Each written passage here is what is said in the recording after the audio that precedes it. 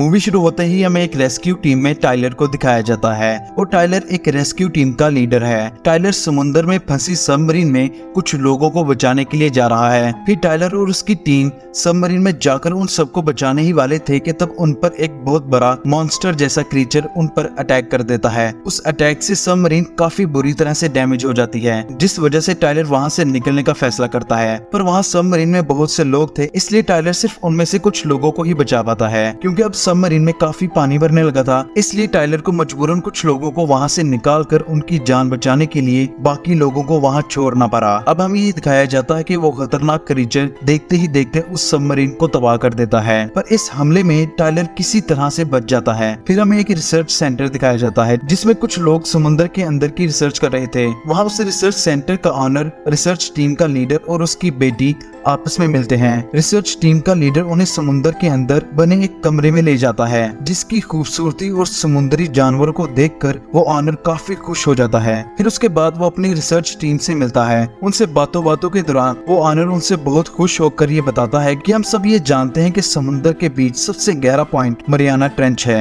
आज से पहले सब यही जानते थे, लेकिन ये बिल्कुल गलत है। हमने अपनी रिसर्च से ये पता किया है कि मरियाना ट्रेंच की सरफेस पर एक लेयर बनी है। हो सकता है कि उस लेयर के नीचे नए नए समुद्री जानवरों की पूरी दुनिया आबाद हो, जिन्हें आज तक हमने कभी पहले ना देखा हो। वो ऑनर ये बताता है कि अपने इसी सवाल का जवाब जानने के लिए मैंने उस सतह के करीब 3 लोगों को भेजा है, जो वहाँ जाकर अपनी रिसर्च को मजीद बेहतर बनाएंगे। फिर हमें ये दिखाया जाता है कि उस रिसर्च टीम के मेंबर पानी के अंदर ले जाने वाले ग्लाइडर को एक लड़की चला रही थी। वो आहिस्ता आहिस्ता अपने ग्लाइडर को समुद्र में ले जा रही थी, जिससे उसका एक टीम मेंबर ये कहता है कि वक्त आ गया है कि हम समुद्र में अपनी सर्च लोकेशन पर अपनी डीप डाइव करें। और वो लड़की आहिस्ता आहिस्ता से अपना ग्लाइडर मरियाना ट्रेंच की तरफ बढ़ाना शुरू कर देती है। वो वहाँ देखते हैं कि वाकई मरियाना ट्रेंच की सरफेस पर एक लेयर मौजूद है। वो जैसे ही उस लेयर को पार करते हैं तो वो देखते हैं कि वहाँ तो एक अलग ही दुनिया बसी है। वो वहाँ अजीबोगरीब मछलियाँ और बहुत से समुद्री जानवर भी देखते हैं। वो उन समुद्री जानवरों को देखकर काफी खुश हो जाते हैं और साथ साथ इस बात पर भी हैरान होते हैं कि वो पहले इंसान हैं जिन्होंने इन जानवरों तक जाने का रास्ता ढूंढ लिया है।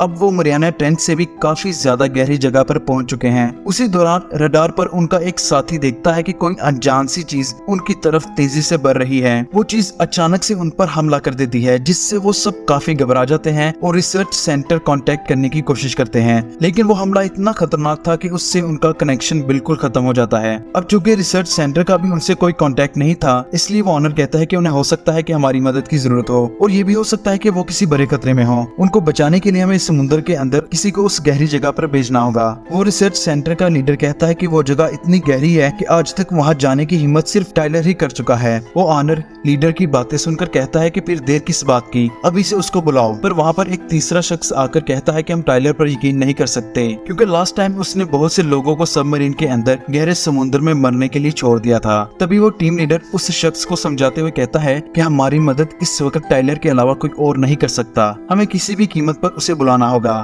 फिर हमें टाइलर को दिखाया जाता है जिसको उस इंसिडेंट के बाद उसकी जॉब से निकाल दिया गया था और वो उसके बाद थाईलैंड में रह रहा था। फिर हम देखते हैं कि उस रिसर्च सेंटर का ऑनर और लीडर उसे लेने के लिए थाईलैंड चले जाते हैं। वो ऑनर वहाँ जाकर टाइलर को कहता है कि हमें तुम्हारी बहुत सख्त जरूरत है, तुम्हें हमारे साथ चलना होगा। लेकिन टाइलर अपनी जॉब खोने की वजह से उनसे काफी नाराज था, इसलिए वो उनके साथ जाने के लिए मना कर देता है। वो ऑनर उसे कहता है कि तुम हमारी खातिर नहीं तो अपने पार्टनर्स की खातिर ही आ जाओ। फिर हमें उस ऑनर की बेटी को दिखाया जाता है जो टाइलर पर बिल्कुल भी यकीन नहीं थी करती, इसलिए वो वहाँ से खुद ही एक शिप लेकर गहरे समुद्र में चली जाती है। दूसरी तरफ टाइलर अपने साथियों की वजह से उनकी मदद के लिए तैयार हो जाता है। वो ऑनर और लीडर टाइलर को लेकर रिसर्च सेंटर आ जाते हैं, जहाँ उन्हें ये पता चलता है कि उसकी बेटी अकेली ही सबमरीन लेकर गहरे समुद्र में चली गई है। फिर वो जल्दी से टाइलर को उसके पीछे भेजने का फैसला करते हैं। टाइलर को एक बहुत मजबूत और अच्छी शिप दी जाती है। वो शिप में एंटर होता ही है तो वो देखता है कि वहाँ पर एक छोटी बच्ची होती है जो टाइलर को कहती है कि अंकल प्लीज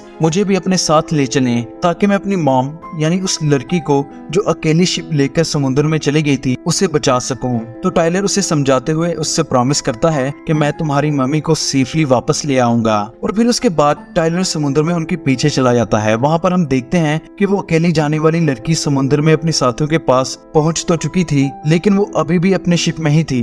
फिर हम देखते हैं कि उसके शिप पर किसी अनजान क्रीचर ने हमला कर दिया है और वो खौफनाक क्रीचर एक बहुत बड़ा ऑक्टोपस है।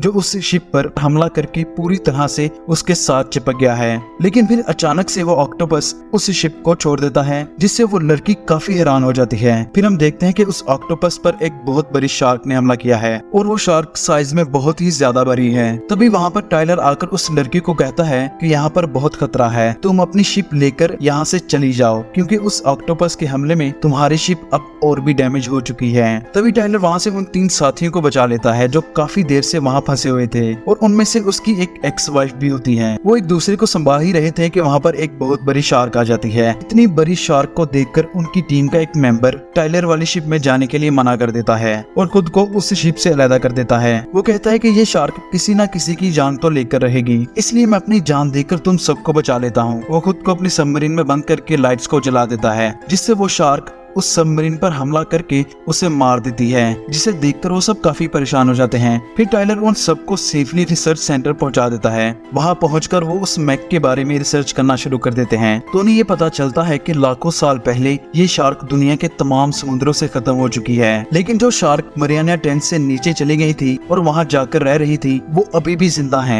और वो शार्क इतनी बड़ी है कि वो एक साथ 3-3 शार्क्स को खा सकती है। अब वो इस चीज को लेकर काफी परेशान थे कि इतनी पुरानी शार्क पर रिसर्च करना भी काफी मुश्किल है, क्योंकि ये बहुत खतरनाक होने के साथ साथ साइज में भी काफी बड़ी है। अब हम उस छोटी लड़की को देखते हैं जो समुद्री कमरे में जाकर खेल रही होती है और उस कमरे से समुद्र साफ नजर आ रहा होता है। वो वहाँ पर खड़ी होती ही है कि अचानक से वो मैग शार्क वहाँ पर आकर उस पर अटैक कर देती है। वो अपने दांत वहाँ लगे मजबूत और बुलेट प्रूफ शीशे में मार देती है, जिससे वो छोटी बच्ची काफी डर जाती है। फिर टाइलर वहाँ आकर देखता है कि वो शीशा तो नहीं टूटा, पर उस शार्क के दांत के निशान वहाँ पर रह गए हैं। तभी वहाँ पर एक वेल भी आ जाती है, जिससे वो ये समझने लगते हैं कि शायद वो बच्ची उस वेल को देखकर काफी डर गई होगी। पर तभी वहाँ पर और ये खौफनाक हमला देखकर वहाँ सब लोग काफी डर जाते हैं। वो समझ चुके थे कि मरियाना ट्रेंच की सरफेस से किसी तरह वो शार्क अब उन पर भी कहीं हमला न कर दे। वहाँ से वो वापस रिसर्च रूम में चले जाते हैं, जहाँ उन्हें ये खबर मिलती है कि उनके नजदीक ही कुछ समुद्री बोट्स पर किसी क्रीचर ने हमला कर दिया है। तो वो उनकी हेल्प के लिए उस तरफ निकल जाते हैं, जहाँ पर वो जाकर देखते हैं कि मैग ने एक बोट पर नहीं बल्कि 3-3 बोट्स पर हमला कर दिया है। रिसर्च सेंटर का ऑनर कहता है कि इस शार्क को हमारा खात्मा करने से पहले इसमें बातचीत करने पर वो इस नतीजे पर पहुंचते हैं कि वो मैग को बेहोश करके उसे एक पिंजरे में कैद करके उसे जान से मार देंगे। लेकिन उनकी बातें सुनकर टाइलर कहता है कि वो शार्क इतनी बड़ी है कि ना तो वो किसी पिंजरे में आएगी और ना ही हम उसे पकड़ पाएंगे, तो इससे बेहतर है कि हम उस शार्क पर किसी तरह कोई ट्रैकर लगा दें। ये करने के लिए पहले हमें उस शार्क के पास जाना होगा, जो कि काफी खतरनाक है, और इतना खतरनाक काम हम में से कौन ही कर सकता है। तो टाइलर ये काम करने के लिए राजी हो जाता है और उसे उस शार्क के पीछे जाने से पहले एक गन दी जाती है, और ये वही गन होती है जिसने उसने वो ट्रैकर उस मैग में शूट करना है। टाइलर पानी में कूदकर उसके पास जा ही रहा होता है कि उसे देखकर वो शार्क कहीं गायब हो जाती है, लेकिन टाइलर को उसके फिन्स नजर आ जाते हैं जिस पर वो शूट कर देता है, और वो ट्रैकर कामयाबी से उस मैग पर लगकर एक्टिवेट हो जाता है। अब वो टाइलर को वापस लाने के लिए रस्सी को खींचते हैं, जिससे वहाँ पर शोर हो जाता है, और मैग वो शोर सुनकर टाइलर का पीछा करना शुरू कर देती है। वो मैग टाइलर पर हमला ही करने वाली होती है कि बाकी के उसके साथी उसे जल्दी से बोट के अंदर खींच लेते हैं। ट्रैकर लग चुका था, इसलिए वो फैसला करते हैं कि हमें जल्द से जल्द मैग को बेहोश करना होगा,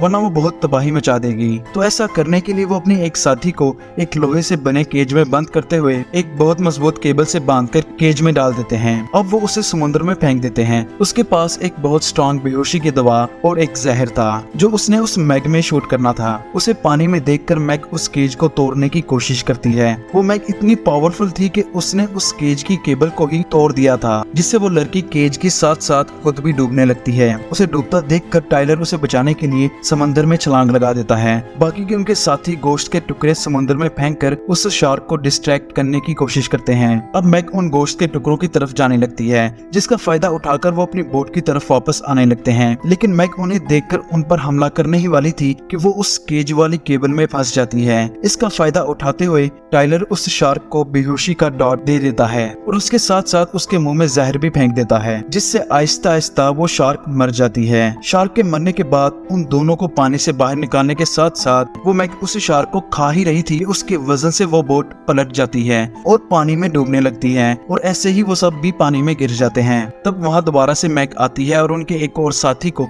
अपना शिकार बना लेती है। उसके बाद बाकी सब वो अपनी जान बचाने के लिए रेस्क्यू बोट्स का इस्तेमाल करते हैं, लेकिन फिर भी मैग उनका पीछा नहीं छोड़ती। तभी वहाँ पर कुछ हेलीकॉप्टर आकर उस मैक पर हमला करके उन सबको बचा लेते हैं। लेकिन इन सब में उस रिसर्च सेंटर का ऑनर भी मारा जाता है। वो लड़की अपने फादर को मरता देखकर काफी रोती है और बहुत परेशान हो जाती है। फिर टाइलर वहाँ पहुंचकर उसे संभालते हुए कहता है कि सब कुछ ठीक हो जाएगा। फिर वो लोग रिसर्च सेंटर वापस आ जाते हैं, जहाँ पर रिसर्च सेंटर का लीडर उन्हें ये बताता है कि मैंने चाइनीज आर्मी को मैक को मारने के लिए बुला लिया है ताकि वो किसी और को अपना शिकार ना बना सके, और उसके साथ साथ वो आर्मी आप सबको भी किसी सेफ जगह पर छोड़ आएगी। ये कहकर वो एक हेलीकॉप्टर में बैठकर कहीं जाने ही वाला होता है। वहाँ हमें ये पता चलता है कि उसने सबसे झूठ बोला है और वो खुद ही मैक को जान से मारने के लिए जा रहा है, और उसके लिए उसने बहुत से बॉम्ब्स और दूसरे हथियार भी मंगवाए थे। फिर हम देखते हैं कि वो समंदर में किसी जगह पर मैक पर एक बॉम्ब ब्लास्ट करते हैं, जिससे वहाँ पर एक बहुत बड़ा धमाका हो जाता है और वो देखते हैं कि उस मैक के गोश्त के बड़े बड़े टुकड़े पानी में फैल चुके हैं। तब वो लीडर ये समझता है कि उसने मैक को मार दिया है। वो बाकी के अपने साथियों को ऑर्डर देता है कि उस मैक के पास जाकर देखो क्या वाकई वो मर चुकी है। पर पास जाने पर वो सब ये देखकर काफी हैरान थे कि वो कोई, और ये समझने लगता है कि वो बच गया है। लेकिन मैक वहाँ आकर उसे उस व्हेल समेत खा जाती है।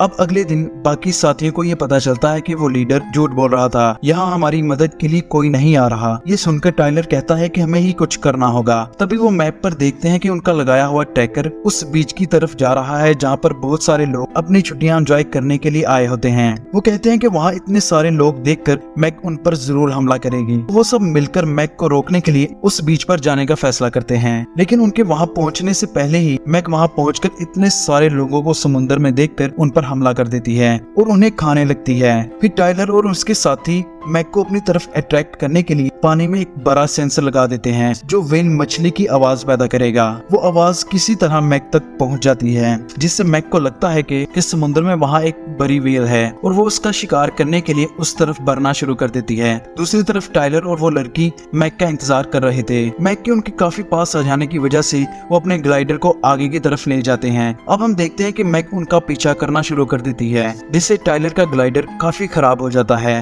और इसी वजह से मैक लगातार उस ग्लाइडर पर हमला करती ही रहती है। तभी टाइलर चालाकी से काम लेते हुए अपने ग्लाइडर की नोकीली चीज को मैक के पूरे जिस्म पर फेर देता है, जिससे मैक जख्मी हो जाती है और उसका काफी सारा खून भी बह जाता है और वो फिर भी टाइलर पर हमला करती रहती है। वो शार्क बार बार टाइलर के ग्लाइडर पर हमला करके उसे डैमेज कर देती है, जिससे टाइलर ग्लाइडर से बाहर निकल आता है, पर मैक फिर भी उस पर हमला करती ही रहती है। तभी टाइलर अपने ग्लाइडर से एक नोकीली चीज निकालता है और मैक की आंख पर दे मारता है, जिससे उसकी एक आंख जाया हो जाती है। फिर मैक टाइलर को पानी से बाहर ले जाती है। टाइलर वो नोकीली चीज पूरी उसकी आंख के अंदर तक डाल देता है, जिससे मैक का काफी सारा खून बहने लगता है और वहाँ बहुत सारी छोटी छोटी शार्क्स उस खून को देखकर मैक की तरफ अट्रैक्ट होना शुरू हो जाती हैं और उस पर हमला करना शुरू कर देती हैं और फाइनली इतना ज्यादा खून बहने और शार्क्स के हमलों से मैक मारी जाती है। अब वो लड़की पानी में आकर टाइलर को बचा लेती है। बाहर आकर वो सब काफी खुश होते हैं कि उन्होंने मैक को मार दिया है और वहीं पर इस मूवी की हैप्पी एंडिंग हो जाती है। अब अगर आपको ये वीडियो अच्छी लगी हो तो इसे लाइक जरूर करिएगा। चैनल पर नए हैं तो इसे जरूर सब्सक्राइब करिएगा।